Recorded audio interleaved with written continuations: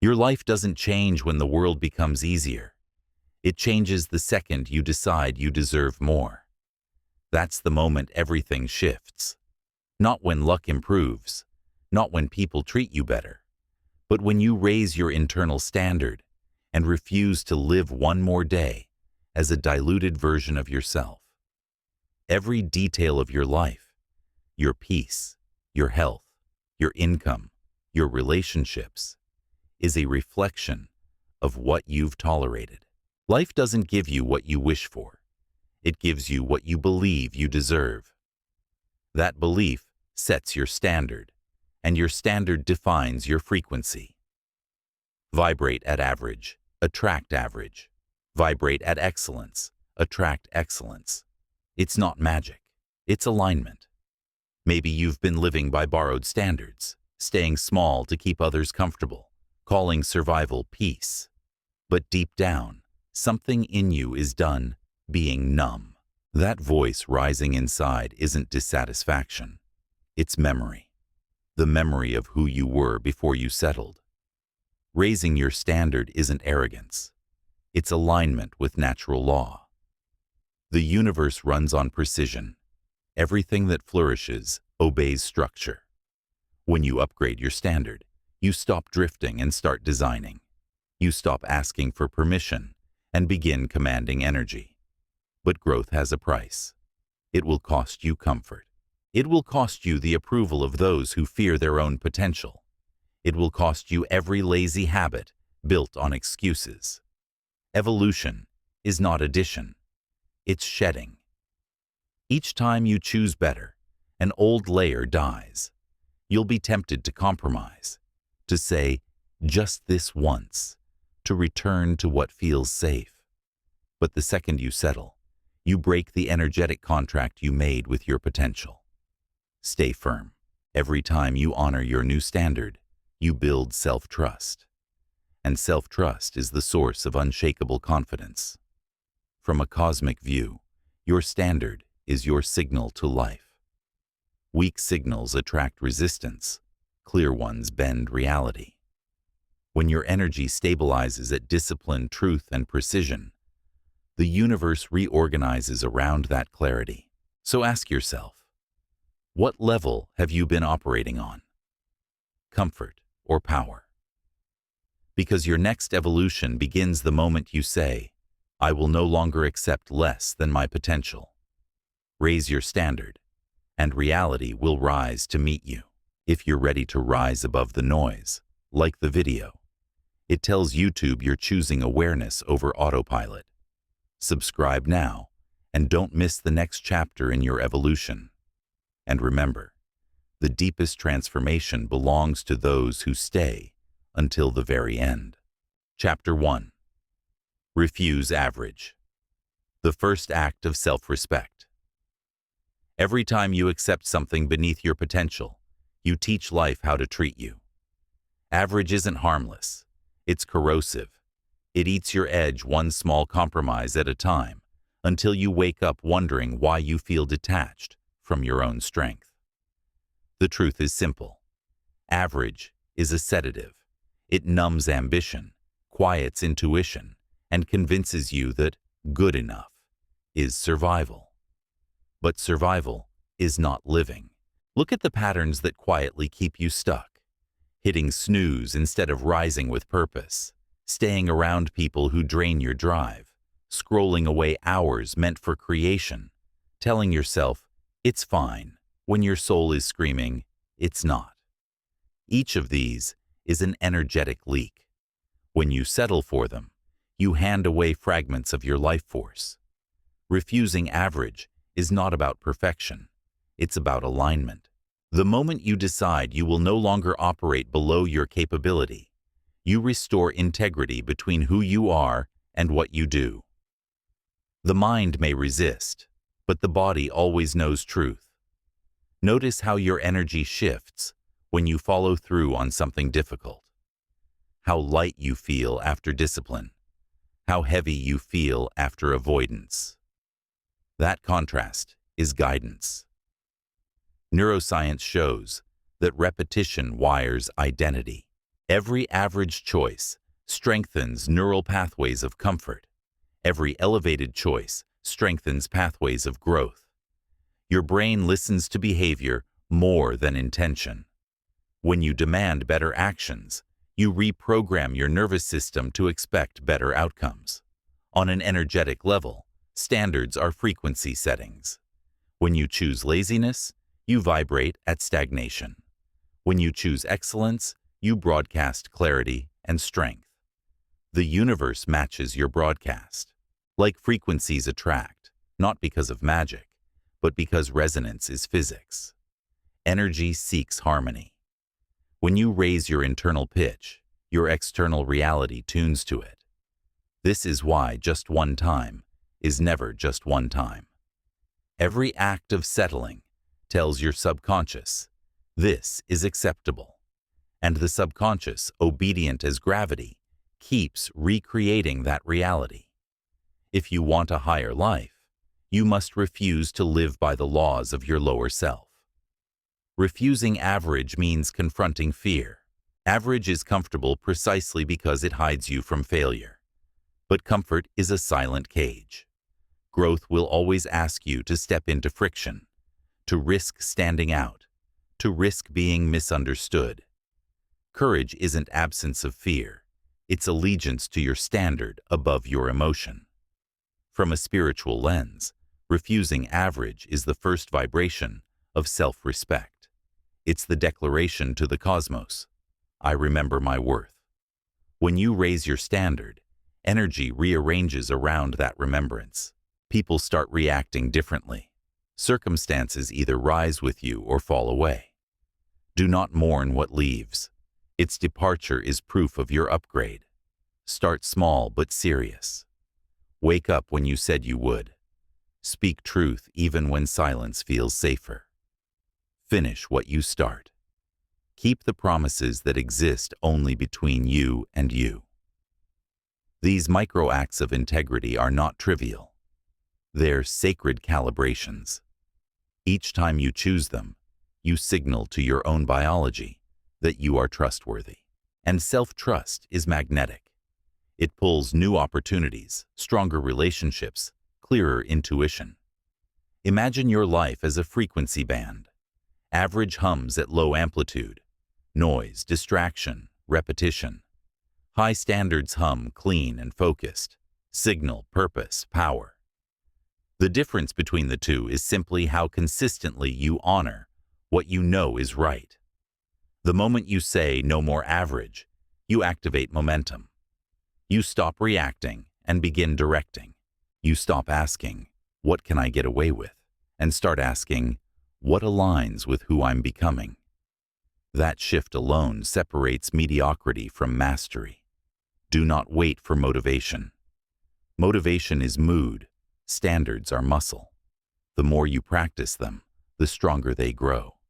Some days you will feel resistance. That's the old frequency dissolving. Keep going.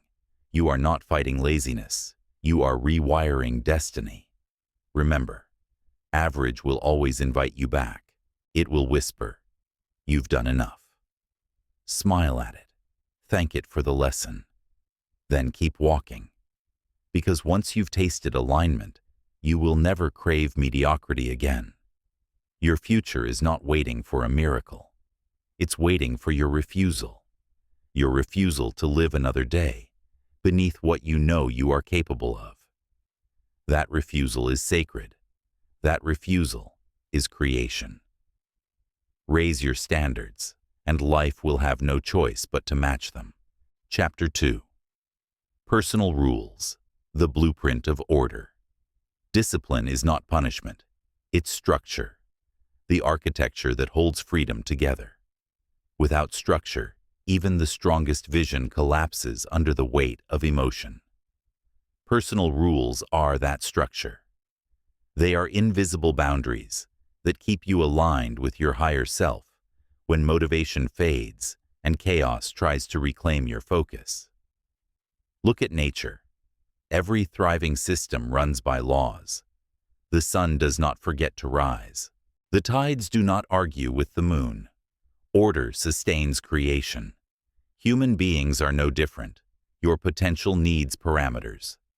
The more intentional your rules, the more stable your energy, and stability is the foundation of transformation. Most people drift through life reacting to moods. When they feel inspired, they act. When they don't, they delay.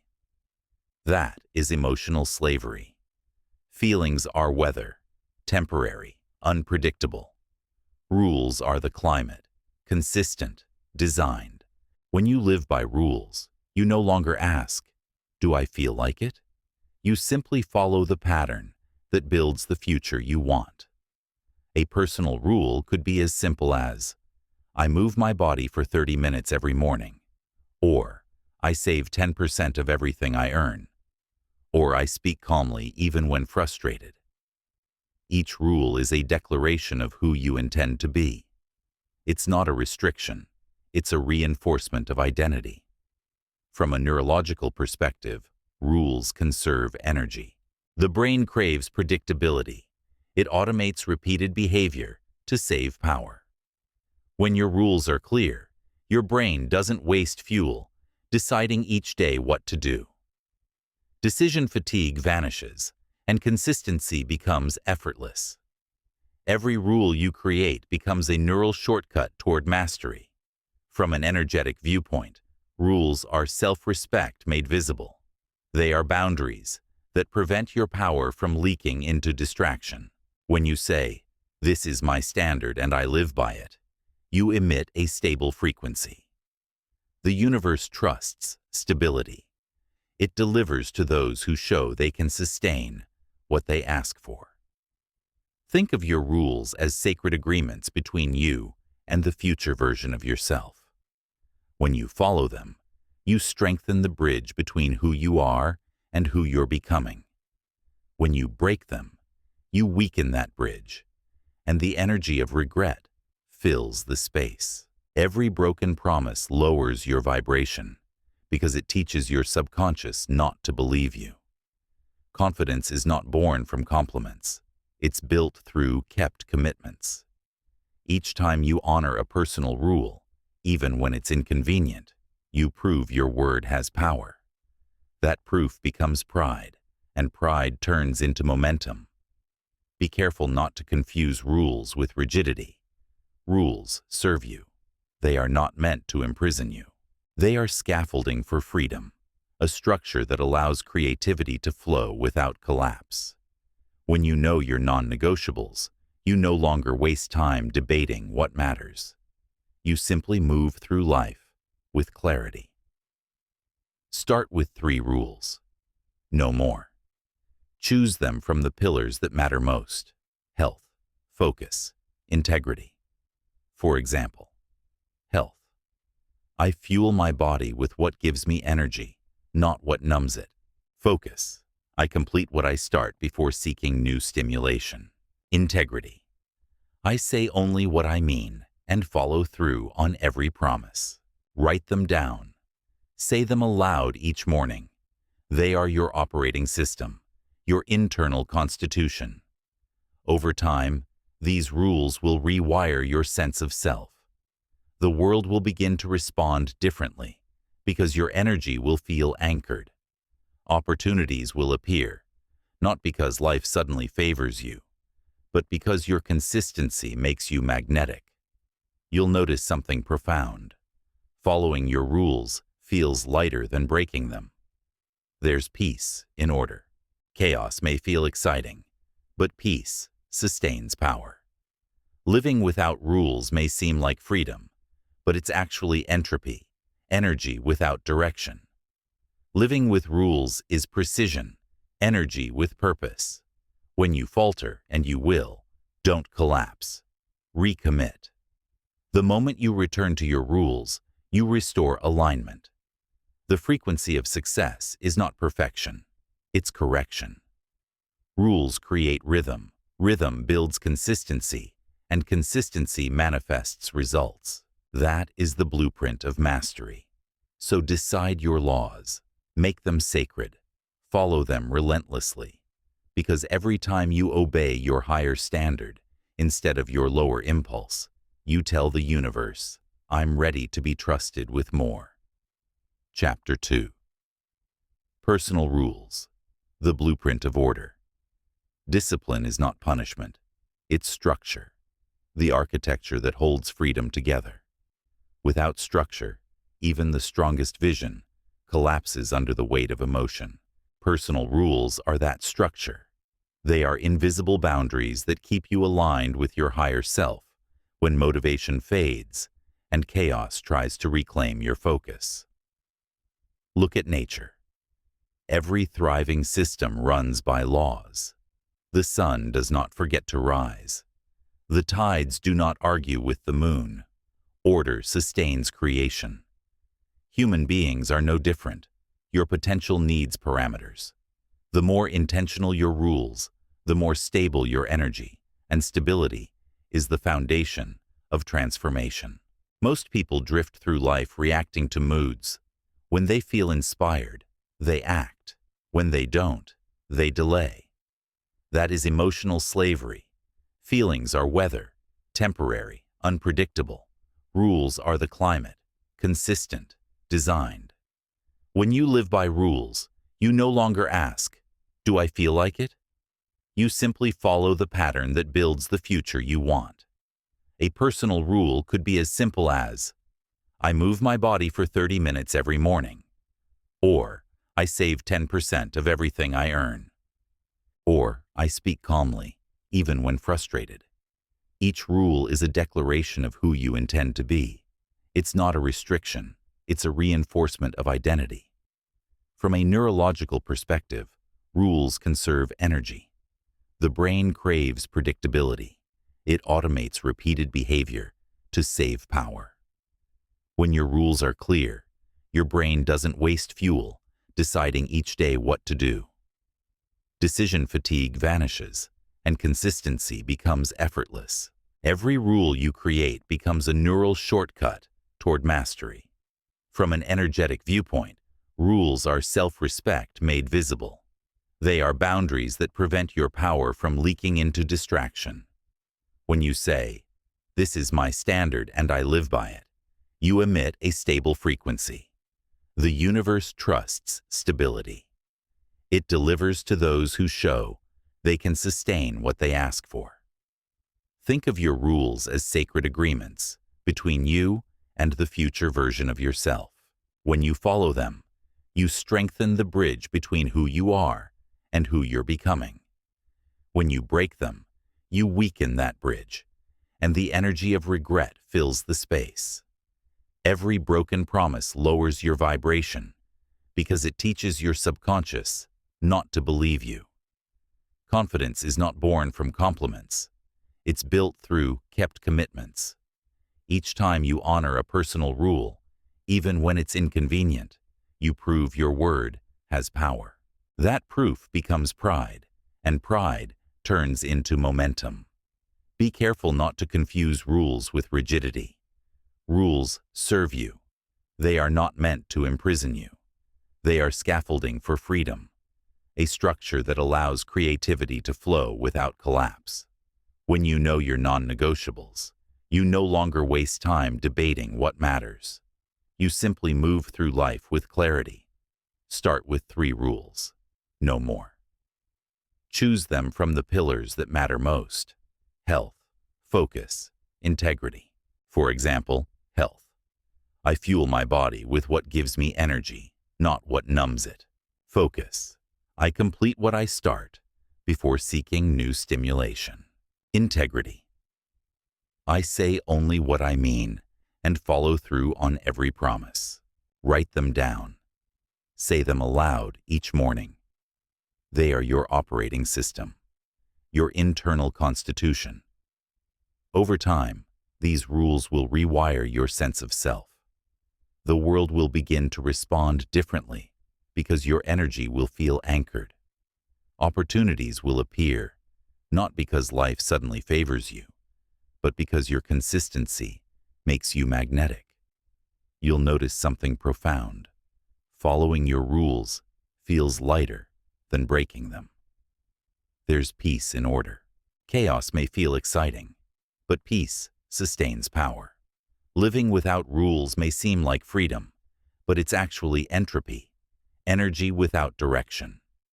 Living with rules is precision, energy with purpose. When you falter, and you will, don't collapse. Recommit. The moment you return to your rules, you restore alignment. The frequency of success is not perfection, it's correction. Rules create rhythm. Rhythm builds consistency, and consistency manifests results.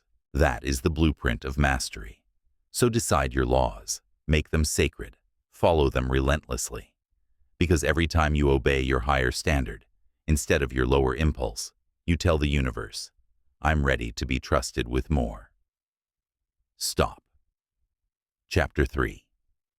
Effort in the Small Things. The Invisible Training Ground. The great mistake is thinking that transformation comes from rare, dramatic moments. It doesn't. Your life is built on the small things you do every single day.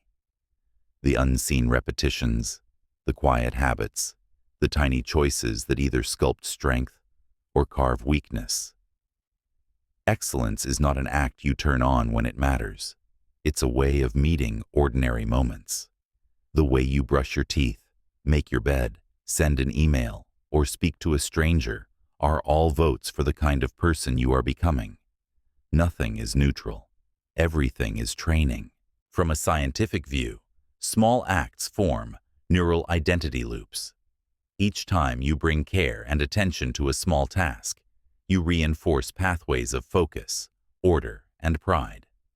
When you rush, avoid, or half-do it, you strengthen pathways of neglect.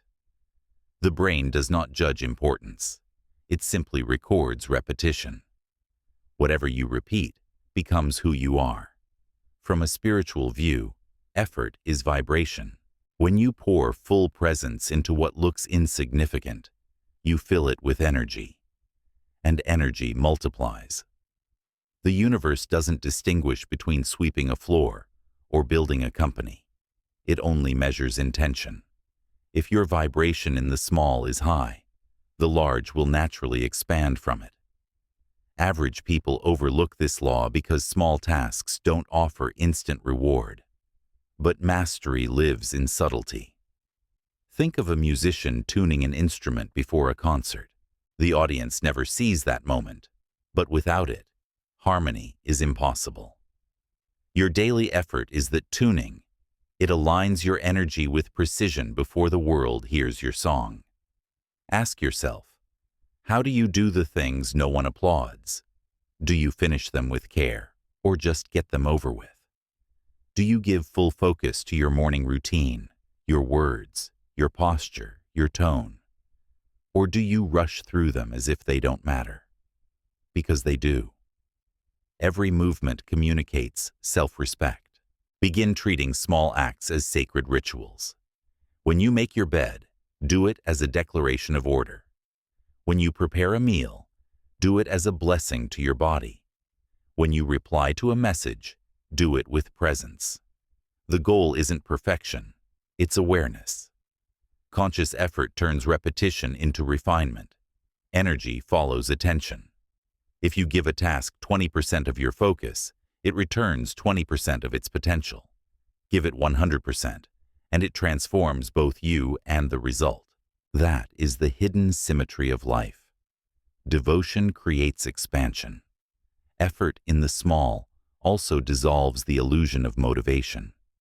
You no longer need to feel inspired. You simply act from identity. You do it because that's who you are now. Someone who gives their best in everything. This constancy builds an internal rhythm stronger than emotion. Over time, those small efforts become a field of strength around you. People sense it. They trust you, respect you, and are drawn to your steadiness. But more importantly, you begin to trust yourself. You look in the mirror and see proof instead of promises. So start today. Whatever task lies in front of you, treat it as training for the life you're building. Give it your focus, your care, your excellence. No effort is wasted. Everyone leaves an imprint. The great ones are not separated by talent. They are separated by attention to the small. Give your best to the details, and the universe will handle the scale. Chapter 4. Your circle is your mirror. Every soul you allow close to you is a reflection of your current standard. Your relationships are not coincidences. They are mirrors showing the frequency you emit. The disciplined attract the disciplined. The careless attract chaos. The way people treat you is a living echo of what you've normalized. You already know this instinctively. Notice how your energy shifts around certain people, how your ambition feels sharper with some and duller with others. That's not imagination. Neuroscience calls it emotional contagion.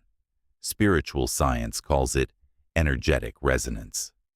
Your nervous system and energy field synchronize with the people you spend time with.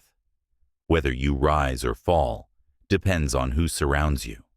If you're constantly surrounded by gossip, laziness, or negativity, you begin to normalize that vibration. Your subconscious starts to treat it as safety, because humans crave belonging more than progress. But belonging to the wrong circle costs you your evolution. You cannot heal in the same frequency that made you sick, and you cannot grow in a room that punishes growth. The average environment asks you to be relatable. An elevated environment asks you to be accountable. One feeds comfort. The other feeds greatness. Look honestly at your current circle. Who challenges you to live by your higher standard? Who celebrates your progress rather than competing with it? Who reminds you of your discipline when you slip? And who subtly pulls you back to average so you don't outgrow them? Your answers reveal your future. From a psychological view, your brain mirrors the behavior of the tribe. A survival mechanism that once kept us safe now keeps us small. From a spiritual view, it's simple. Energy seeks harmony. If you stay among low frequencies, your vibration must lower to blend. To rise, you must choose environments that hum at your next level. That doesn't mean abandoning compassion or superiority over others. It means discernment. You can love people deeply without letting them steer your direction. You can offer kindness without offering your energy. Protect your peace as if it were oxygen, because it is. As you raise your standards, you'll feel an energetic shedding. Certain conversations will bore you. Certain habits will repel you. Certain friendships will naturally drift. Don't chase them. This isn't loss, it's calibration. When you stop feeding low vibrations, they release you. And something beautiful happens. New people appear. People who speak in progress, not complaint. People who value consistency more than convenience. People whose presence recharges you instead of draining you. This is resonance at work. You don't find them, you match them. Remember, high-frequency relationships feel calm, not chaotic. They challenge you respectfully. They expand you without control. They hold you accountable without judgment. If you ever doubt the power of your circle, look at your habits. Your closest 5 people quietly determine your diet, your language, your ambition, and even your emotional range. Choose with intention, because your circle is the soil your future grows in. Here's a rule to live by. Never stay where excellence feels uncomfortable. If your standards make others uneasy, don't lower them. Let your example invite them higher. Over time, your circle will refine itself. Fewer people, deeper alignment, less noise, more meaning.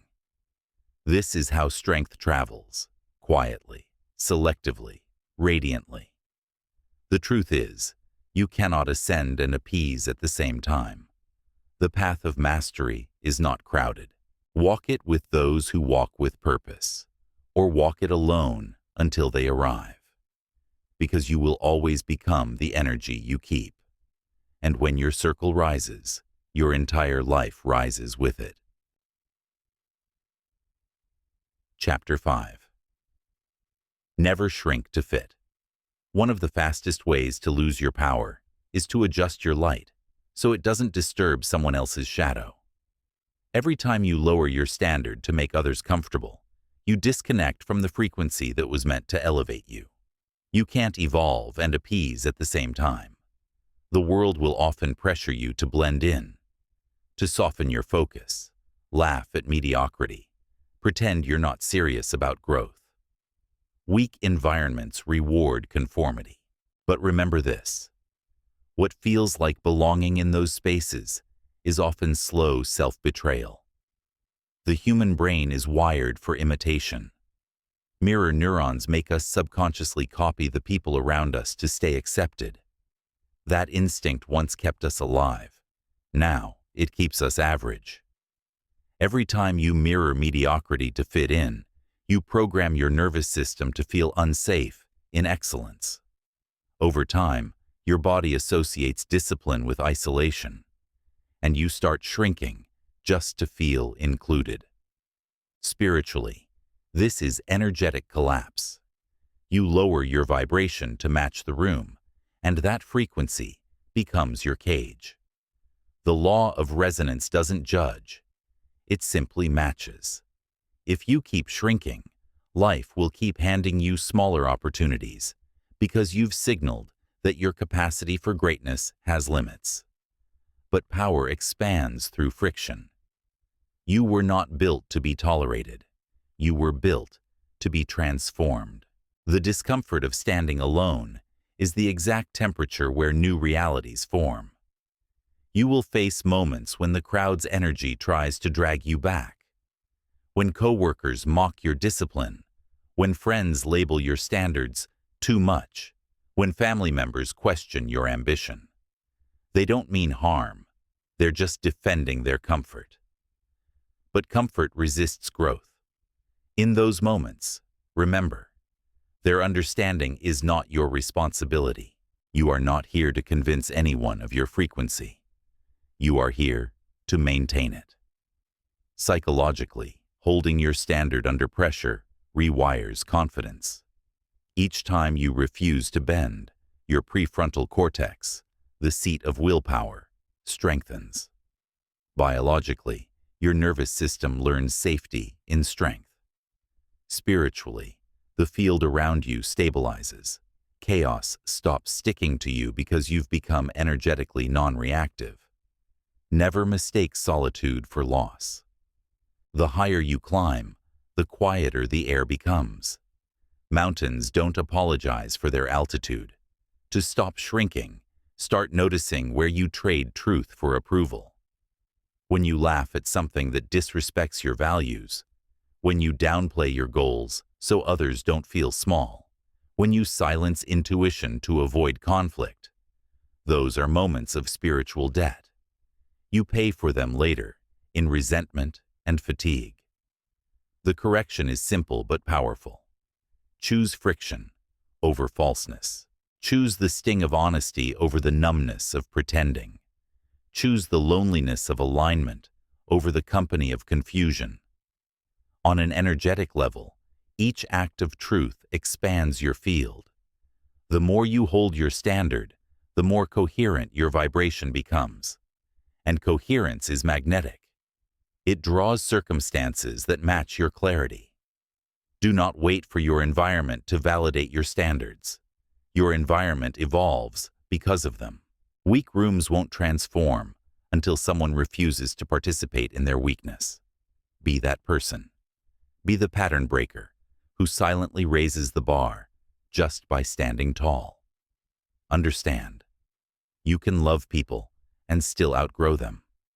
You can be kind without being small.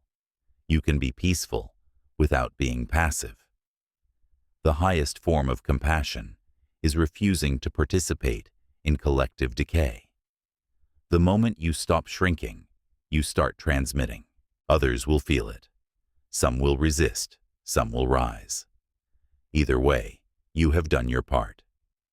So stand where your power feels alive, even if it feels lonely. Speak where your truth feels strong, even if your voice shakes. Hold your vibration, even if the room vibrates lower.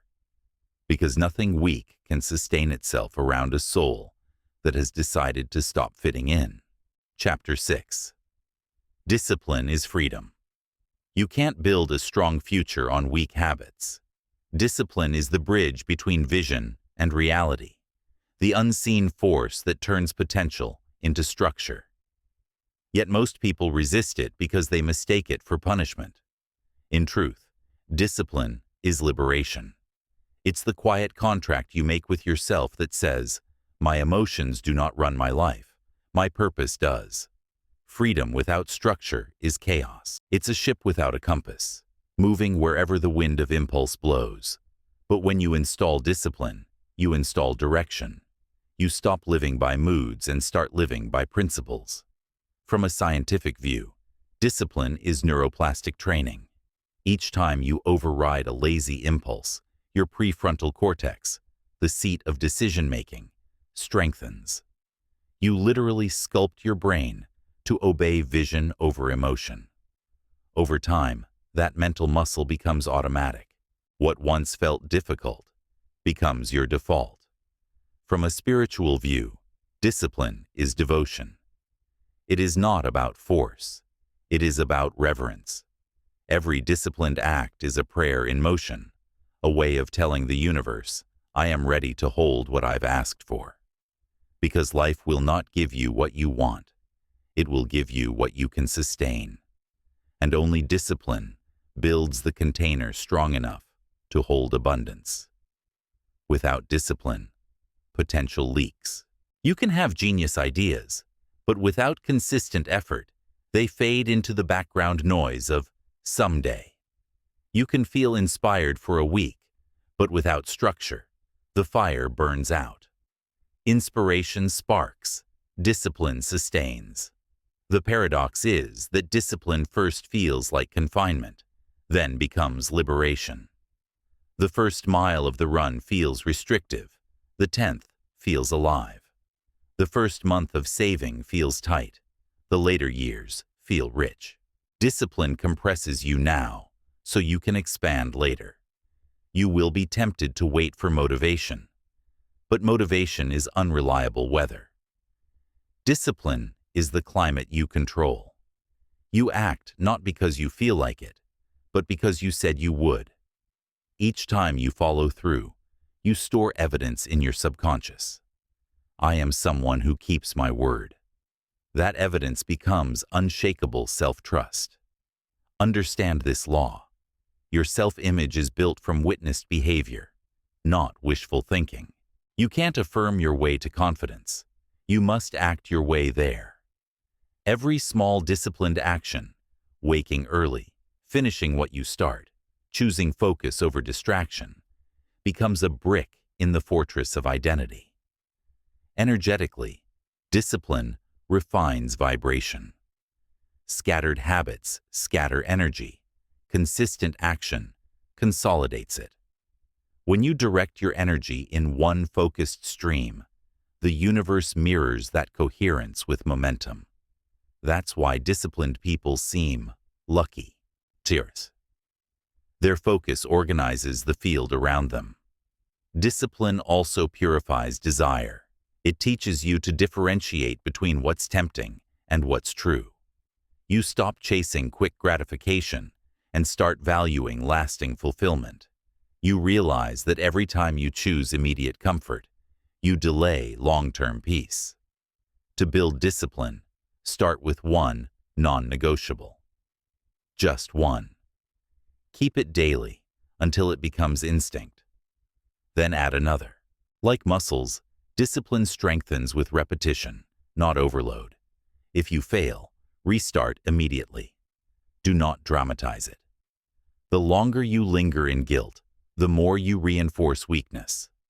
Discipline isn't about never falling. It's about shortening the distance between failure and recommitment. The quicker you return, the stronger your identity becomes. Think of discipline as a form of love. The kind that doesn't indulge your impulses, but protects your potential. Love says, I want you to feel good right now. Discipline says, I want you to become great for life. Both matter, but only one builds a legacy. And discipline will test you. It will ask you to rise earlier, to study longer, to endure boredom, to act with precision when no one applauds. But in that silence, power is forged. Your character grows loud, even when your mouth is quiet. On the energetic level, the disciplined vibrate differently. Steady, grounded, calm. They radiate control. You can feel it when they enter a room. Their presence carries weight because their energy isn't scattered. They command life because they command themselves. When you reach that point, discipline stops feeling like effort. It becomes identity. You don't need to force yourself anymore. You simply act in accordance with who you are. That is true freedom, when your highest standards become your natural rhythm. So choose the path of mastery over the path of moods. Train your mind to serve your purpose, not sabotage it. Use discipline as your sacred architecture, because one day you'll look back and realize that the life you dreamed of was never a miracle. It was simply the reward for showing up every single day, especially when it was hard. Chapter 7. High expectations as frequency set points. Expectation is more than belief. It is the signal your consciousness sends to life about what it will accept. The standard you expect is the standard you receive. If you expect struggle, you unconsciously align with situations that confirm it. If you expect excellence, life rises to match that command. This isn't superstition. It's science and spirit working as one. Your brain's reticular activating system filters reality to match what it expects to see. Tell it you live in limitation, and it will edit out every opportunity that contradicts that belief. Tell it you expect abundance, strength, and peace, and it begins to highlight the paths that align with those frequencies. The mind is not a mirror, it is a projector.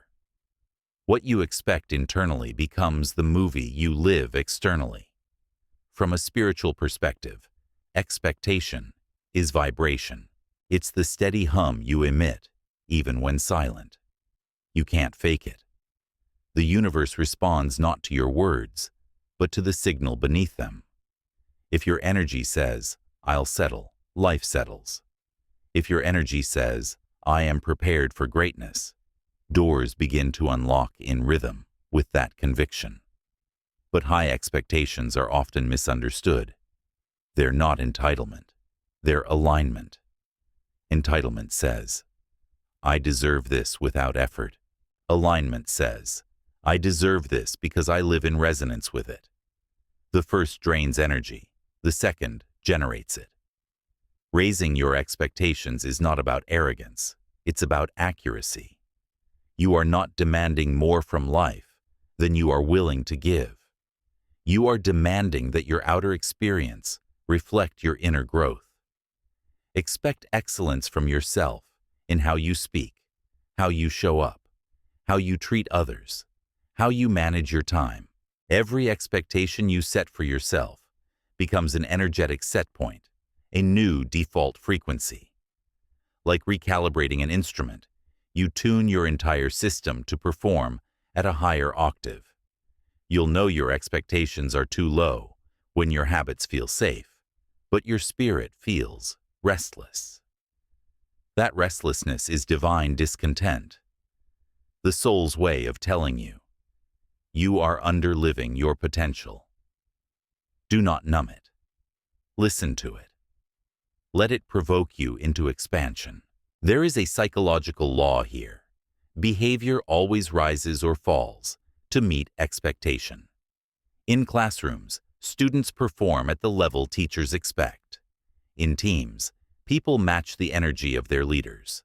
The same is true internally. Your behavior meets the standard your self-image expects. Raise that self-image, and everything else begins to elevate naturally. Energy follows precision. When you expect more, you stop entertaining what contradicts that energy. You say no faster. You plan clearer. You tolerate less noise. You no longer ask, "Can I?" but rather, "How will I?" That subtle shift transforms your entire trajectory. Some will tell you not to expect too much to avoid disappointment. But disappointment is temporary. Low expectations are permanent prisons. The cost of dreaming small is living small. The pain of expecting more is growth. One keeps you comfortable. The other keeps you alive. From a cosmic standpoint, your expectations are requests written in frequency. The universe is responsive, not selective. It doesn't reward worthiness. It responds to energy. Expect high, align high, and act high. That triad is unbreakable. Start by raising your expectations in one area: your health, your relationships, your focus, your peace. Decide the new baseline and behave as though it's already non-negotiable. Speak it into form with discipline behind your words. Soon, the old frequency won't even feel like home. Understand this. You don't attract what you want. You attract what you expect. Wanting is emotional. Expectation is energetic. Wanting asks. Expectation commands. Hold yourself to higher expectations, not as pressure, but as proof of who you're becoming. Because the universe will never exceed the ceiling you set for yourself. Chapter 8. Daily Performance. The Cosmic Law of Compounding Energy. The difference between the ordinary and the extraordinary is not talent, it's consistency. The most powerful force in creation is compounding energy, the invisible law that multiplies what you repeat. Every small act of excellence done today quietly expands tomorrow. Every moment you waste compounds too, but in the opposite direction. Life rewards rhythm more than intensity. The world is addicted to big moments, breakthroughs, wins, highlights. But mastery hides in repetition. The unseen hours where you choose focus over distraction, order over chaos, progress over perfection. These are the bricks that build momentum, and momentum is what bends reality in your favor. From a scientific lens, the brain loves patterns. Every repeated behavior strengthens neural pathways, automating identity. From a spiritual lens, energy loves rhythm. When your actions carry the same frequency each day, aligned, deliberate, steady, the universe synchronizes with that vibration. Consistency emits a stable signal, and stability invites expansion. Think of your daily performance as sacred currency. You deposit energy into your future every time you show up fully. It's not about dramatic effort. It's about continuous investment. Miss one deposit, and the balance shrinks. Keep depositing, and interest compounds beyond what logic predicts. There's a truth the impatient never learn. The universe doesn't pay by task. It pays by accumulation. The results you see today are echoes of yesterday's discipline. The abundance you'll experience a year from now is being shaped by your current routines, not your occasional inspiration. When you give your best in the micro, the macro begins to self-organize. You'll notice coincidences, the right call at the right time, the perfect opportunity, a sudden solution. Those are not accidents. They're energetic returns on consistent deposits. To live by the law of compounding energy, anchor your day with intention. Before you touch your phone, touch your purpose. Ask, what frequency do I want to broadcast today? Then, align every action with that answer. If your intention is clarity, act with order. If it's strength, act with precision. If it's abundance, act with gratitude. High performers aren't disciplined because they love effort. They're disciplined because they understand energy economics. They know that what you do daily either compounds or decays. There is no neutral. Every choice is either investment or erosion. Small rituals become your spiritual scaffolding. The morning routine that centers you. The midday pause that resets you. The nightly reflection that recalibrates you. These micro moments anchor your energy and keep your vibration coherent. Even when nothing seems to happen, something is always building. Seeds grow underground before they break the surface. Trust that invisible season. The universe honors consistency even before it rewards visibility. Beware of emotional shortcuts. A single burst of enthusiasm cannot replace steady output. Burnout is not caused by work, it's caused by inconsistency, the oscillation between obsession and avoidance. True power feels calm because it's rhythmic. From a cosmic viewpoint, your daily performance is a conversation with the field. Each act whispers, "I am serious about this timeline," and the field replies, "Then I'll accelerate it." When you stop showing up, that conversation ends. Here's the formula. Focus to repetition to energy to momentum to reality shift. It's that simple and that demanding. So stop waiting for the big opportunity to prove your potential. The proof is already in your pattern. How you handle the small hours between sunrise and sunset is your frequency signature. Do them well, and time itself becomes your ally.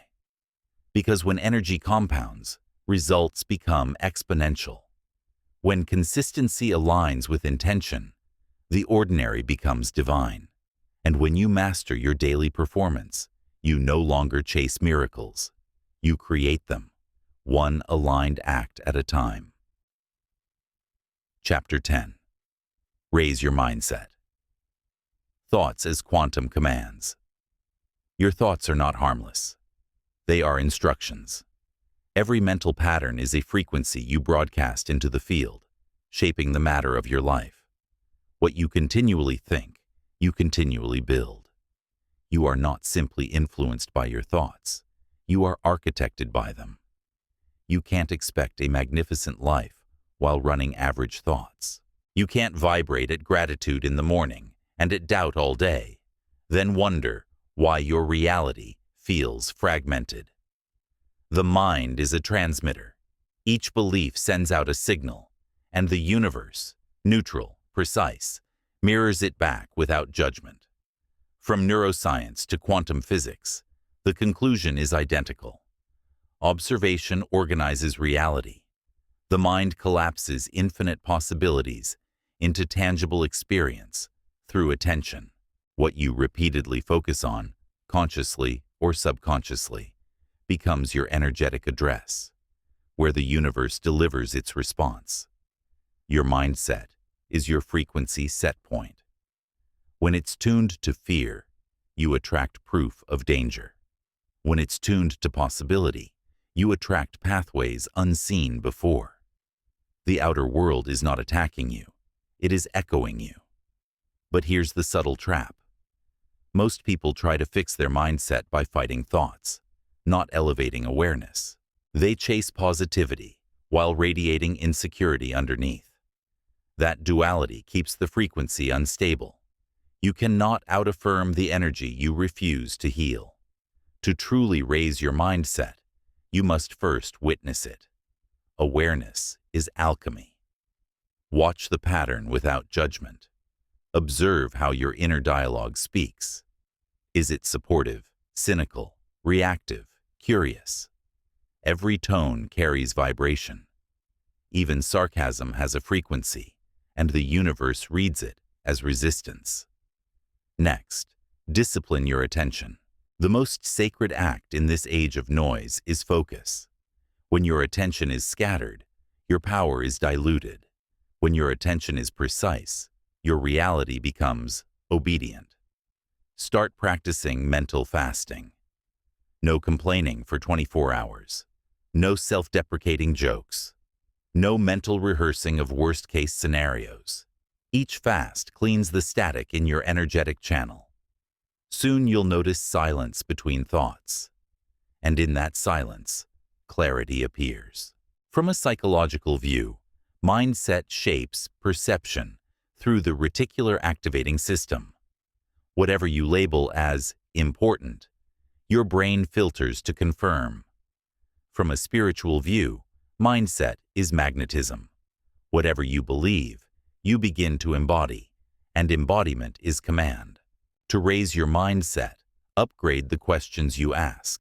Instead of, "Why is this happening to me?" ask, "What is this teaching me?" Instead of, "What if it doesn't work?" ask, "What alignment would make it work?" Each elevated question reprograms neurons and adjusts vibration. You shift from victimhood to authorship, from passive observer to conscious co-creator.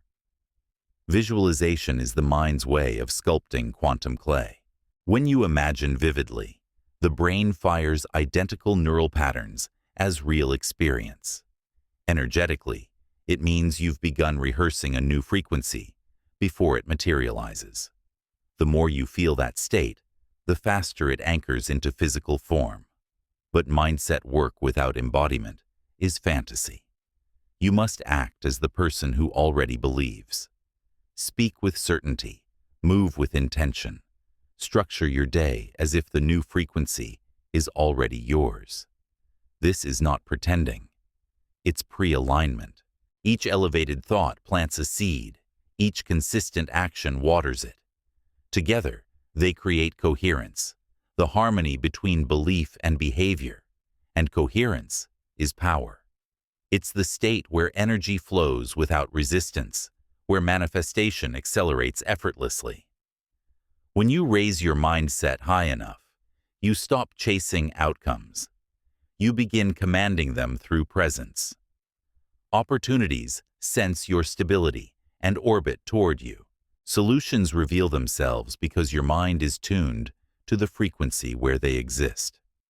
So guard your thoughts as sacred technology. Don't let them run wild. Train them like light through a prism until they focus into power.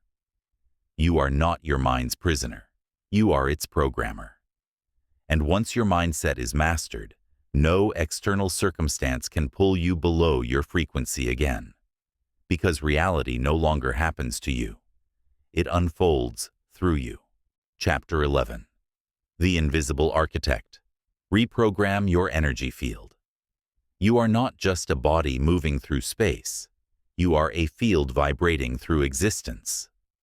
Every emotion you feel, every belief you hold, radiates electromagnetic data that shapes how life interacts with you. This is not poetic.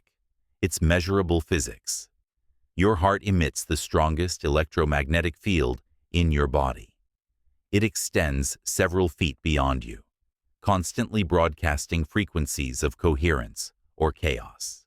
When your thoughts and emotions are aligned, when mind and heart pulse in harmony, the field expands, stabilizes, and begins to magnetize experiences that match its rhythm. This is why you often attract patterns before people. The same type of situation reappears, not because fate is cruel, but because your field is repeating the same emotional frequency. The universe doesn't send you what you want. It sends you what you are. Reprogramming your energy field begins with honesty. Notice what emotions you habitually carry. Irritation, fear, doubt, resentment. Each of these is an energetic script running beneath your words. If you keep asking for abundance while vibrating scarcity, the signal never leaves the ground. Emotion is the fuel. Thought is the direction. When they disagree, manifestation stalls. When they unite, reality bends. You can't fake coherence. The field reads vibration, not vocabulary. You could chant affirmations of peace while radiating anxiety, and the frequency will expose the truth instantly. That's why internal work must precede external strategy. Begin reprogramming by creating energetic hygiene. Just as you shower the body, cleanse your field daily. Breathe deeply until thoughts slow down. Place your hand over your heart and feel gratitude until warmth rises. Visualize light expanding from your chest outward, washing away static. This is not fantasy, it's calibration. Gratitude raises the heart's frequency into measurable coherence. From there, your field becomes a magnet of synchronization, meaning reality starts organizing to match your higher signal. Science calls it entrainment. When two frequencies meet, the lower one always rises to match the higher. That's why one calm person can diffuse a room of tension. That's why your presence can heal or harm without saying a word. You are broadcasting continuously. Reprogramming also means replacing emotional loops with intentional energy states. Instead of reliving stress, practice rehearsing peace. Instead of replaying betrayal, rehearse forgiveness. Every repetition resculpts neural and energetic patterns. Your body learns safety again. Your field becomes lighter. Think of your energy as your true resume. Before people decide whether to trust, love, or help you, they feel your field. Some call it intuition, but it's simply resonance recognition. Energy speaks first, language follows. As you raise your energetic signature, your life reorganizes. Opportunities that once ignored you begin responding. People who vibrate in scarcity naturally fall away. Synchronicities multiply, not by luck, but by resonance alignment. Here's the cosmic truth. Your energy doesn't attract what flatters you. It attracts what educates you. If a pattern keeps returning, it's teaching coherence. The moment you embody that lesson fully, the vibration no longer needs to repeat. So stop asking, why does this keep happening to me? And start asking, what energy in me keeps matching this? That shift of awareness is the start of mastery. You are the architect of your field. You decide what you broadcast, which frequencies to amplify, which emotions to retire. The process isn't mystical, it's mechanical. Change the current, and the pattern dissolves. Every breath, every thought, every emotion is a command sent into the quantum. Your life is the echo. So breathe consciously, feel deliberately, speak energetically, because the field never forgets, it only reflects. And when you master that reflection, reality stops being random and starts becoming responsive. You're no longer reacting to life. You're conducting it. Chapter 13. Time, frequency, and the rhythm of creation. You are not racing against time. You are dancing with it. The illusion of not enough time is born from dissonance between your rhythm and the universe's rhythm. The universe doesn't move in minutes and hours. It moves in frequencies and cycles. When your energy runs faster than divine timing, you feel anxious. When it runs slower, you feel stuck. When you sync with it, life unfolds with stunning precision. Every moment is a vibration. Every season, a spiral. Energy doesn't move in straight lines. It moves in waves. Success, healing, love, growth, each has its own frequency band. When you learn to sense these rhythms rather than force them, you master time. From a quantum perspective, time is elastic. The stronger your coherence, the more it bends around your focus. You've felt it before. Hours evaporate when you're in flow. Seconds stretch when you're misaligned. That's not psychology. It's physics. Focus warps perception because consciousness is the projector, not the clock. This means productivity isn't about cramming more hours. It's about increasing energetic precision. 10 minutes of aligned action carries more creative force than 10 hours of scattered effort. You're not meant to manage time. You're meant to tune it. When you align your inner frequency with your external goal, events accelerate. You'll start meeting the right people at random. Emails will arrive at the perfect second. Projects will synchronize effortlessly. The logical mind calls it coincidence, but the field calls it resonance. To live in harmony with time, you must honor cycles, creation, integration, rest, and expansion. Nature models this truth everywhere. The tide doesn't rush its return. The seed doesn't sprout in winter. The moon doesn't apologize for waning. Yet humans demand constant growth without rhythm and call burnout ambition. Your body also speaks in cycles. When you ignore its signals, exhaustion, boredom, restlessness, you fall out of resonance with creation. Burnout is not proof of passion. It's proof of resistance to timing. Here's a secret few understand. Rest is part of manifestation. When you rest consciously, your energy field recalibrates. Your subconscious integrates new frequencies, and your external reality catches up. That's why breakthroughs often arrive after surrender, not strain. Think of time as a co-creator. It's not your enemy. It's your amplifier. When you plant intentions, time is the soil that matures them. You cannot yank a seed to make it grow faster. You can only ensure it's in fertile ground. Your job is clarity. Time's job is expansion.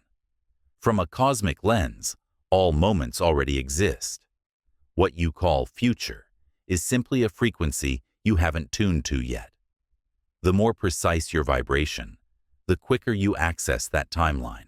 So stop asking when it will happen and start asking what version of me is already living it. Then become that version now.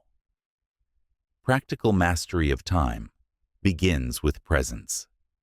The present moment is the only point where your energy and the universe actually meet. Every time you drift into worry about tomorrow or regret about yesterday, your power leaks into non-existence. Bring it back. Anchor it here. Each breath is both an ending and a beginning, a microcosm of time itself. The inhale draws new energy in. The exhale releases what's expired. That is creation and destruction in perfect rhythm. When you become conscious of that rhythm, time obeys your calm. You don't control time by hurrying. You influence it by harmonizing. You don't need more hours. You need more frequency alignment within the hours you have. So the next time you feel behind, remember, you can't be late in a universe that runs on alignment, not schedules. Your manifestation isn't delayed. Your vibration is simply catching up. When you master your rhythm, the clock becomes irrelevant. When your frequency matches divine timing, everything arrives precisely. Not early, not late, but right on vibration. And that is when time stops being an enemy and becomes your most loyal collaborator, bending itself to the rhythm of your becoming. Chapter 14. The Science of Stillness. How Silence Builds Power. In a world obsessed with noise, silence is rebellion. It is the rarest currency and the most potent amplifier of power. When you learn to sit still, not as escape, but as mastery, you tap into a current of intelligence older than thought itself. Stillness is not absence. It's concentrated presence. It's the state where your inner turbulence dissolves and energy stops scattering. In that quiet space, your intuition, which has been whispering beneath the noise all along, finally becomes audible. Most people chase clarity through motion. They fill their days with doing, thinking, planning, posting, producing, unaware that they're only stirring more sediment in the water. But the mind is like a lake. You see its depth only when the surface becomes calm. From neuroscience, We know that deep silence rebalances the nervous system.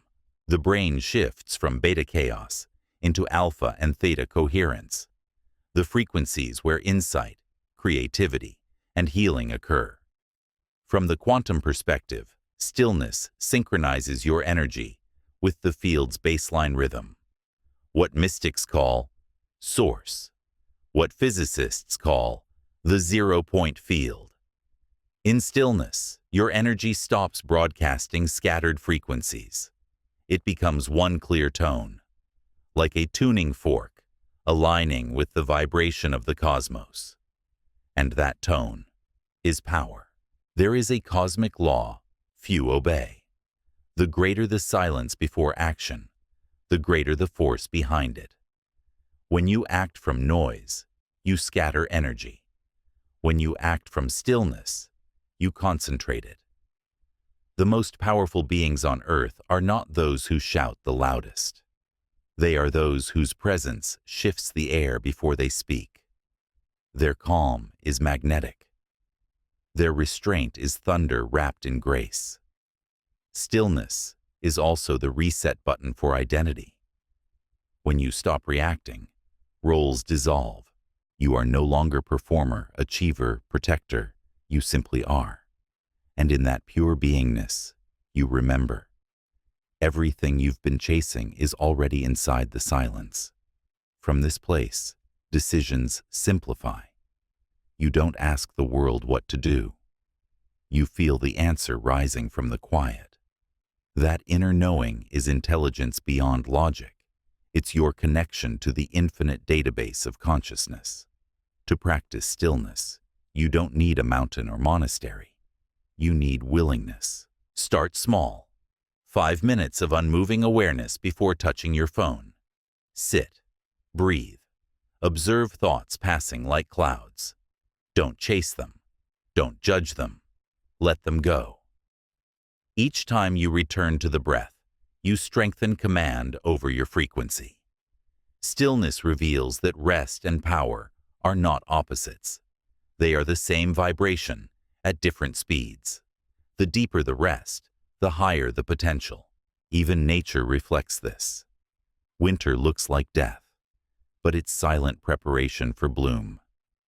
The tree gathers energy underground before it bursts into spring. You too must descend into stillness before your next expansion. From a spiritual scientific perspective, this is how energy refines. Silence collapses unnecessary probabilities. The mind stops oscillating between options, and the heart aligns with a singular timeline. Suddenly, clarity feels effortless. You just know. The truth is, the universe doesn't respond to noise. It responds to resonance. And silence, when mastered, is the purest resonance there is. So make silence your ritual. Guard it like oxygen. In it, you don't lose momentum. You build magnetic charge. You become less reactive, more intentional, more radiant. Stillness is the secret of all great creators, leaders, and healers. It's the unseen space between their actions that holds their power. Because when you learn to hold silence without fear, you are no longer chasing energy. You are energy in its most focused form. And that's when you realize stillness isn't doing nothing. Stillness is doing everything, invisibly, perfectly, and in divine timing. Chapter 15. The energy of integrity, becoming unbreakable from within power. Without integrity collapses. It might shine for a season, but it cannot sustain. Integrity is the frequency of truth, the alignment between what you think, what you say, and what you do. When those three are one, your energy becomes indestructible. Integrity is not morality. It's physics. Every time you betray your own word, you fracture your energy field. A small crack forms in your coherence. You may not feel it immediately, but over time, that fracture becomes fatigue, confusion, and loss of momentum. The universe mirrors it through missed opportunities, unreliable people, or delayed manifestations, not as punishment, but as reflection. When you speak one thing and live another, the signal you send is incoherent. The field cannot respond clearly to a mixed vibration.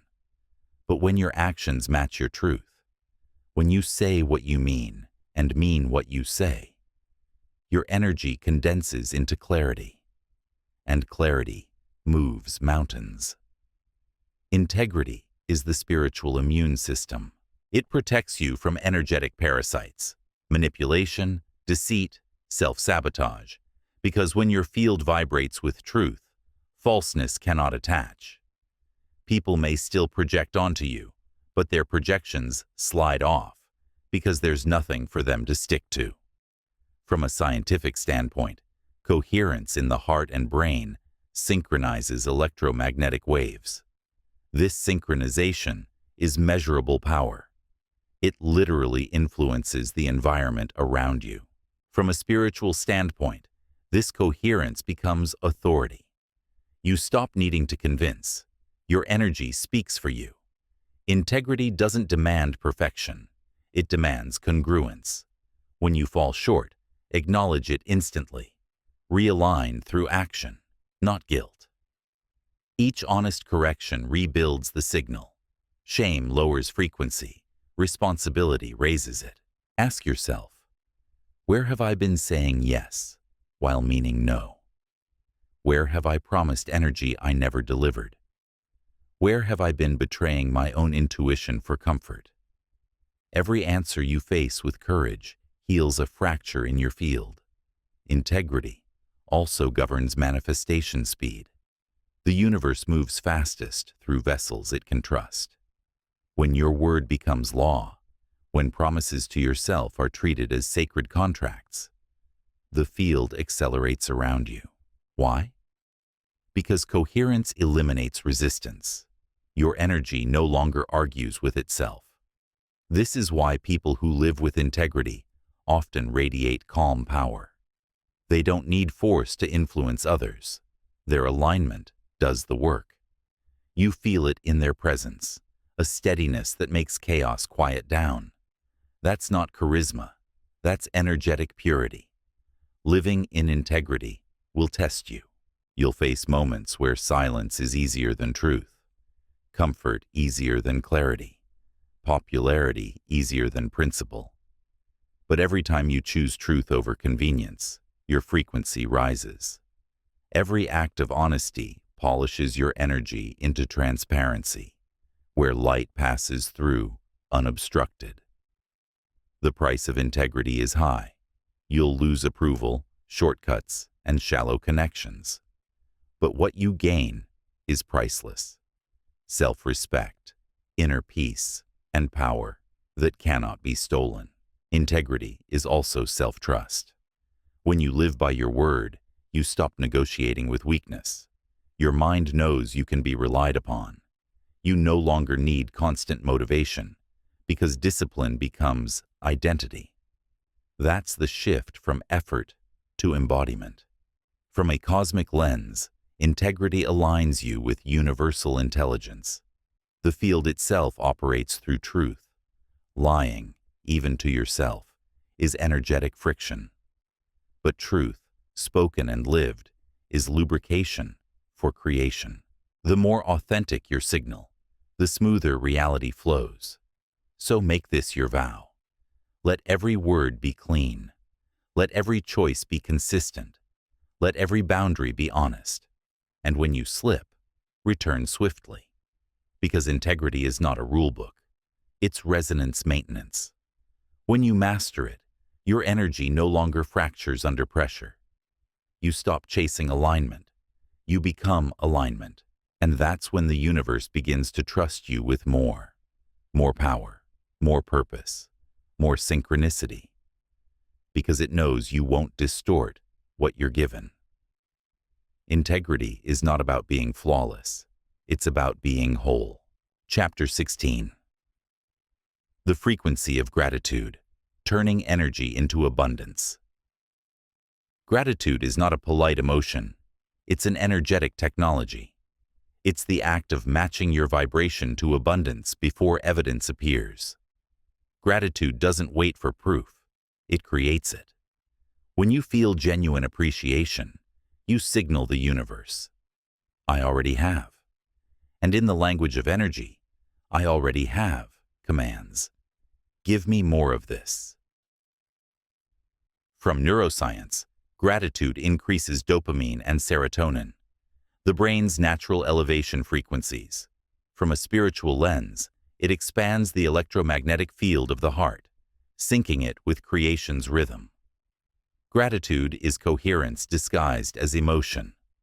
The untrained mind waits for outcomes to feel grateful.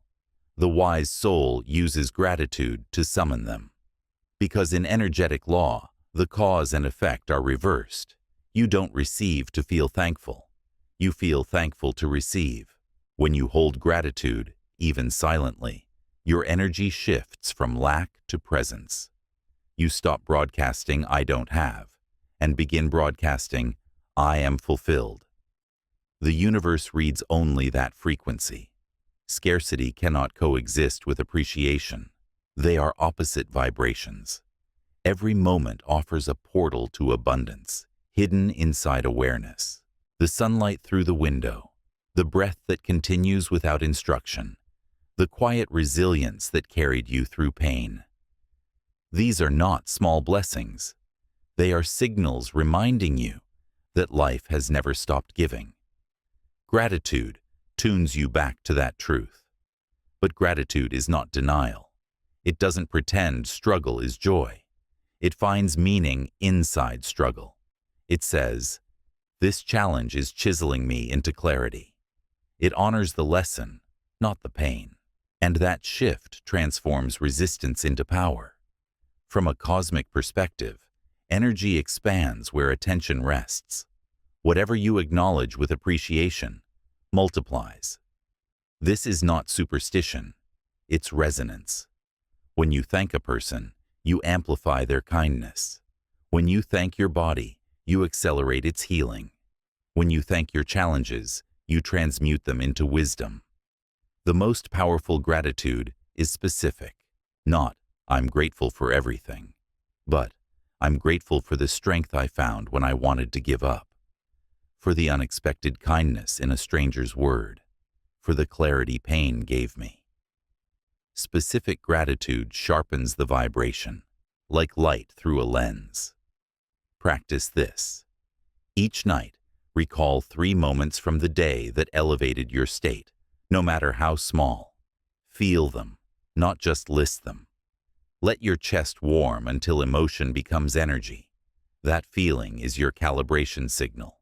Sleep in it, and you'll wake aligned. Gratitude is also a frequency stabilizer. Fear and frustration are high-voltage spikes that destabilize your field. Gratitude grounds it back into harmony. That's why it's impossible to be sincerely grateful and anxious at the same time. They are incompatible frequencies. You can even use gratitude as protection. When someone offends you, silently think, "Thank you for showing me where I still react." Instantly, the energy of offense dissolves into awareness. You've converted friction into fuel. That's emotional alchemy. Abundance doesn't come to those who crave it. It comes to those who can hold it. Gratitude expands your capacity to receive. The more you appreciate, the more energy can flow through you without distortion. The field entrusts expansion only to those who won't corrupt it with fear. Look around. Nothing you truly value came from control. It came from grace. Gratitude keeps that channel open. It reminds you that the same intelligence that breathes stars into being is already orchestrating your life. So, every morning, begin with thanks. Not as a habit, but as initiation. Whisper it like a password to the universe. Thank you for another day to expand. Thank you for the chance to align. Thank you that I am already becoming more than I was yesterday. Because when gratitude becomes your baseline frequency, life stops feeling like survival and starts feeling like symphony. You will notice people drawn to your peace, opportunities orbiting your energy, and solutions appearing before problems complete their sentence. That's not luck. That's alignment rewarded. Gratitude turns awareness into abundance, time into timing, and effort into ease.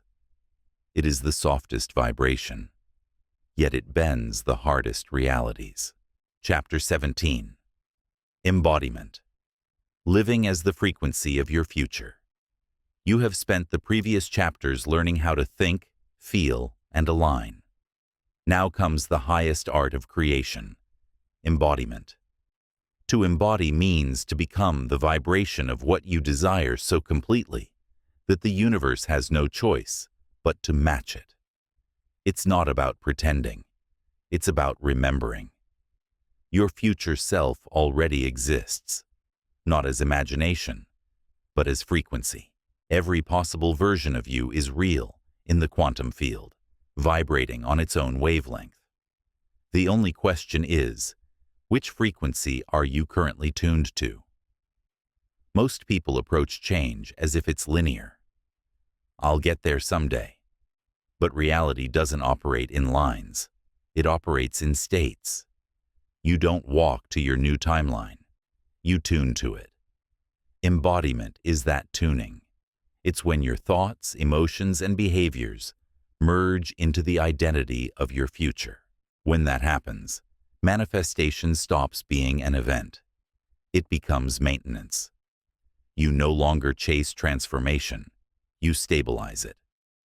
The law is simple. Your energy must move before your environment does. If you want abundance, carry yourself like someone who already trusts flow. If you want peace, speak like someone who cannot be provoked. If you want love, act like someone who already feels whole.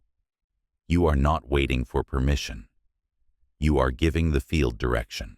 From neuroscience, this is neuroplasticity. The brain rewires based on identity, not intention.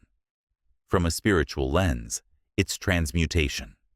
Your energy field rearranges itself to mirror your belief. Embodiment fuses the two, the science of wiring and the spirit of vibration. This is why affirmations often fail. Words spoken without embodiment are static, with no current. But when you feel the affirmation, when your body believes the sentence, it becomes a frequency command. Every cell begins to echo the truth. Ask yourself, what does my future self wear, say, and tolerate? How does that version of me walk into a room? How does that version of me respond to challenge?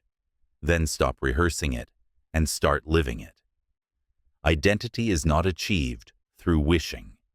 It's maintained through repetition. The more consistently you live as your future self, the faster your external world adjusts. Opportunities that match the new vibration start appearing. Old habits feel foreign. Even your environment subtly reconfigures because you've become a new attractor point in the field. But embodiment also requires humility. You can't fake frequency. If your actions are polished, but your energy still screams fear, the field will wait until coherence arrives. That's grace, not delay. It's the universe saying, align fully, and I'll deliver fully. To strengthen embodiment, visualize each morning from within your future, not toward it. See through its eyes. Speak only language that reflects that state. Delete words like someday, trying, hopefully. They dilute the signal. Move with awareness. Every gesture carries energy, posture, tone, breath. Align them with confidence and calm. Cleanse your environment. Physical clutter mirrors energetic clutter. Your space should resemble your future, not your past. The greatest test of embodiment is when reality hasn't yet caught up. Can you remain in frequency when evidence disappears? Can you hold faith when delay tempts doubt? That gap is sacred. It's where mastery is forged. The ones who can hold their vibration through the void are the ones who collapse timelines. From a cosmic standpoint, the universe doesn't distinguish between imagination and embodiment. It measures frequency. When you embody your future self, it registers as already done. And once the frequency is registered as truth, matter rearranges to comply. Stop thinking of yourself as becoming. Start realizing you're remembering. The future you dream of is not ahead. It's already encoded in your energy. You don't manifest what you want. You manifest what you are. So be it now. Walk, breathe, and speak as the living proof of your next evolution. Every step you take from this state is a ripple that rewrites destiny. When you master embodiment, manifestation becomes effortless, because you're no longer requesting reality to change. You're simply giving it permission to reflect who you've already decided to be. And when you reach that level of alignment, you stop chasing your future, because you are it. Chapter 18. The moment of transcendence. Becoming the source. There comes a point in the journey when you realize all the practices, all the reprogramming, all the affirmations were never about getting power. They were about remembering you've always been it. That realization is transcendence, when the seeker disappears and only awareness remains. At first, you thought transformation was about fixing, healing, achieving, becoming more. But as you evolved, you began to see what you call becoming was really a process of unlearning everything that convinced you you weren't enough. You were never separate from Source. You were simply taught to doubt the connection. Transcendence isn't escape from the human experience. It's mastery of it. You still feel, still act, still desire. But you are no longer owned by those sensations. You operate through emotion, not from it. You use the mind without being used by it. You navigate time without being trapped in it. This is what it means to become the source. When you stop trying to connect to power and start realizing you are the conduit of it. When you stop praying for miracles and start existing as the environment through which miracles happen. From a quantum view, this is coherence between consciousness and creation. The observer no longer feels separate from the observed. There is only one continuous field, expressing itself through billions of unique instruments. You are one of them. From a spiritual view, this is divine remembrance, the return to I am. At this level, the energy you radiate no longer comes from discipline or effort. It flows from being.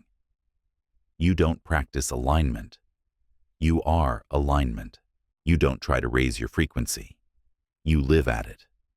This doesn't make you superior. It makes you responsible. Power without ego becomes stewardship. You begin to walk through life as quiet strength, guiding, healing, influencing. Not through words, but through vibration. You'll notice that people start to shift simply by standing near you. Environments calm, chaos slows, synchronicities multiply. That's not mysticism, it's coherence radiating outward. When a single frequency becomes stable enough, it reorganizes everything around it. This is how true leaders lead. Not by domination, but by vibration. The most powerful force in the universe is not command, it's consistency. Transcendence also dismantles the illusion of good and bad. You begin to see life not as reward and punishment, but as feedback, energy teaching energy how to refine. Every setback becomes information. Every delay becomes training. Every loss becomes space for expansion. Your inner voice changes tone. It stops begging and starts knowing. It stops asking when and starts declaring now. Prayer becomes gratitude in motion. Desire becomes service. Action becomes offering. You begin to understand the paradox. You are both the creator and the created, the sculptor and the clay, the voice and the silence between the words. This is freedom beyond language. Not the freedom to do anything, but the freedom to be everything. From a biological level, this state feels like stillness without stagnation, alert peace. The nervous system settles, the breath deepens, the mind quiets. You stop leaking energy into worry. You begin to emanate it. That calm, radiant field is what sages call enlightenment, scientists call coherence, and the universe calls home. But transcendence is not a finish line. It's a rhythm. You will still fluctuate, still meet friction, still forget, and remember again. The difference now is that forgetting no longer terrifies you. You trust the return, because you've seen behind the veil, and you know that every fluctuation is still part of the same music.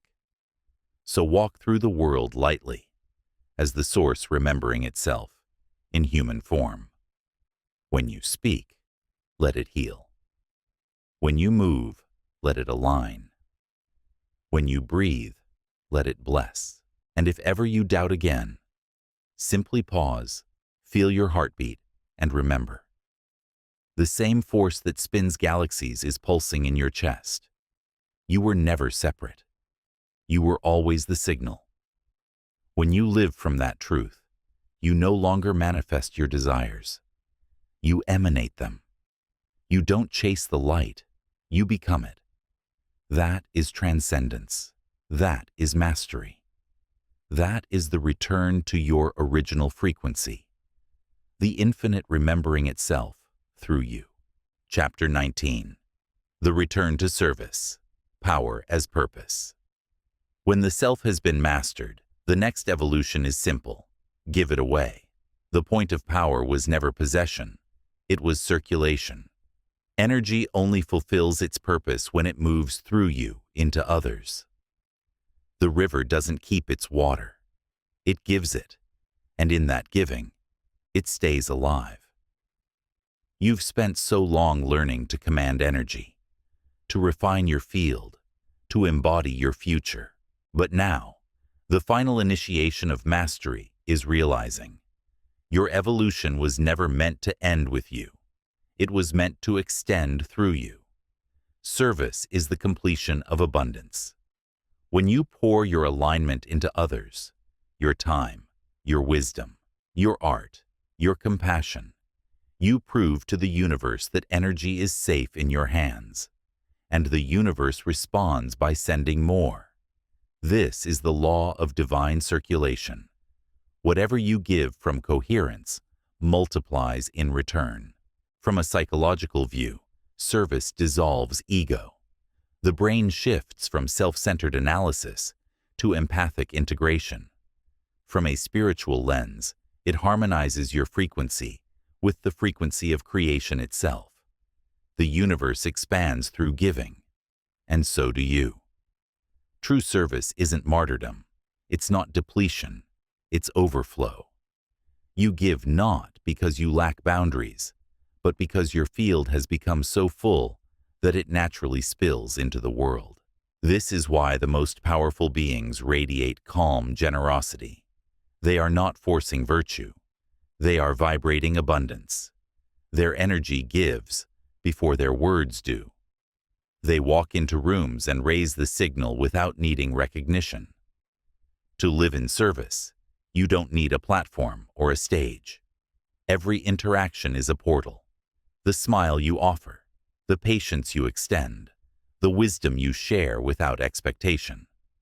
These are micro-miracles, and each act, however small, expands the field of harmony across the planet. This is the hidden architecture of collective evolution. Your vibration influences others who, in turn, influence others. Like tuning forks, coherence spreads silently. That is how one aligned soul shifts entire timelines. Not by shouting louder, but by living clearer. Service also keeps power clean.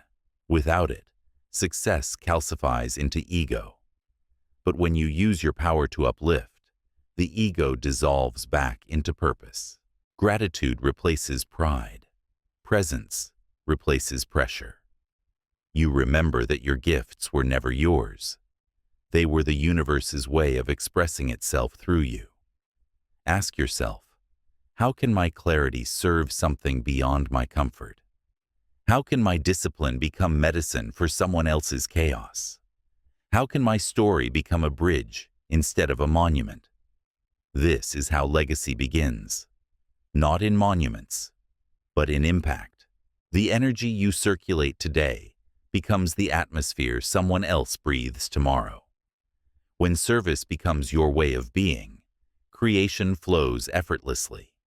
Money, opportunities, recognition, they still come, but now as byproducts of purpose, not substitutes for it. You no longer need validation, because contribution is fulfillment. From a cosmic lens, service completes the frequency cycle. Energy flows from source, through you, and back to source in expanded form. When you withhold it, through fear, greed, or pride, stagnation begins. But when you release it freely, expansion becomes infinite. This is the final paradox. You become most powerful when you stop trying to be powerful. You become most magnetic when you stop trying to attract. You become richest when your energy becomes generosity itself. Let your life be an instrument of alignment. Let your work remind others of their own. Let your presence leave places lighter than you found them, because the true mark of mastery is not how much energy you hold, it's how much light you release. And in that release, you discover the highest truth of all. Power that does not serve love eventually destroys itself, but power that becomes love creates worlds. Chapter 20. The Closing Frequency. Live as the Law. You have learned how energy moves, how discipline refines it, how gratitude expands it, how integrity stabilizes it, and how alignment magnifies it. Now, the final chapter is not about more knowledge. It's about embodiment so complete that you no longer practice the laws of creation. You are the law. When you reach this state, the line between spiritual and practical dissolves. Every breath becomes meditation. Every movement becomes declaration. Every choice is a prayer, written in frequency. This is what the ancients meant when they said, "The master does nothing, yet nothing remains undone." Not because the master avoids action, but because their very state of being carries the precision of action. You no longer chase manifestation. You radiate inevitability. Your energy has become so coherent that matter organizes itself around your intention without strain. You don't need to force, prove, or persuade. Existence simply bends to the vibration of clarity. From a scientific standpoint, this is the collapse of duality. Observer and observed moving as one wave. From a spiritual standpoint, it is unity consciousness, when you and life are indistinguishable. In this space, cause and effect blur. You think, and it appears. You release, and it returns multiplied. But not because you're manipulating reality, because you've remembered that you are reality. You begin to see the elegance of the design. Discipline taught you containment. Integrity gave you strength. Stillness taught you peace. Gratitude taught you abundance. Service taught you love. Together, they have become your operating system, not as effort, but as essence. The true sign of mastery is gentleness. The stronger the frequency, the softer its expression. You no longer shout your truth. You embody it so completely that others feel it before you speak. You stop needing recognition because resonance itself becomes reward. You stop fearing loss because you finally understand that energy cannot be lost, only transformed. You stop seeking meaning because being is meaning. This is where you live as the law. You move with precision, not pressure. You respond, never react. You create, never chase. You love without ownership. You give without depletion. You receive without guilt. Your frequency has become self-sustaining, a silent, radiant engine of alignment. You trust timing because you are timing. You trust flow because you are flow. You trust the universe because you feel its pulse in your own heartbeat. There is no next level after this, only deeper embodiment. Every conversation becomes a transmission. Every silence becomes guidance. Every day becomes ceremony.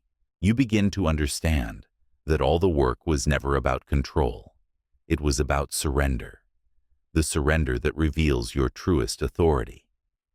Because when the ego stops performing, Source finally breathes without interference. From here, your life becomes effortless precision, the balance of gravity and grace. You will still experience human waves, sadness, joy, uncertainty, awe. But now, you surf them consciously. You are not the wave. You are the ocean that holds them all. You've returned to the beginning, but higher. The spiral continues, but this time with awareness. Walk through the world not as seeker, but as signal. Speak less, radiate more. Love deeper, need less. Act slower, impact greater. And when you forget, because you will, simply return to the breath. One inhale to remember source, one exhale to remember self, and one still moment between them, where both dissolve into one.